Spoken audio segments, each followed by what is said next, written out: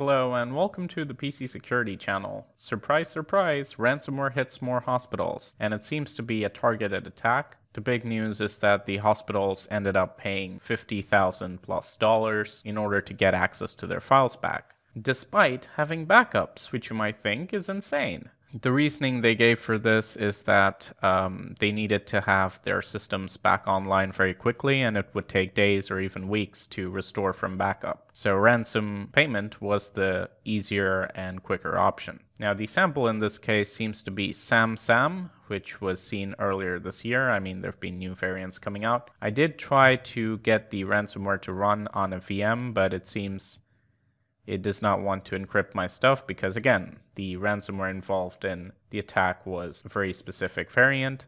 And the samples I'm using are some of the last seen, which probably don't encrypt anymore because their command and control servers aren't operative. But the incident is important enough to take notice. The attack vector was, I believe, RDP. It was kind of doing a brute force. Another quick note, in case you don't use RDP, disable it, because it's only a vulnerability for someone to eventually exploit.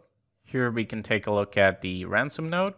It says sorry for files.html. The files were also renamed to sorry, I think, which is amusing. I guess the cybercriminal feels sorry that he or she is attacking healthcare, but not sorry enough to not do it. That's just the nature of human psychology. A couple of things to take away from this. Ransomware prevention is pretty important because even if you have the backups, it takes a long period of time to actually restore everything and make it functional again, time which a lot of places don't have. The other note is obviously, attack vectors keep changing, so any kind of very specific implementation of anti-ransomware that relies heavily on the attack vector is probably not a good idea. If you download it from the internet, maybe the exploit protection will block it, but what if it's delivered via RDP as it was in this case? Which is again why I'm not a big fan of products that focus more on blocking the threat from the entry point versus blocking the threat on the system. The entry point can keep changing, and a particular approach that works for one attack vector may not work for another attack vector.